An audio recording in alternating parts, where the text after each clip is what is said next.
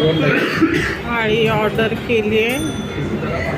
ताक आणि जलजिरा पाणी, लिंबू, मीठ, पापड. केतकी रेस्टॉरंट. इथे बघा मस्त अशी थाळी आहे. 1 2 3 भाज्या आहेत ना, ही डाळ आहे,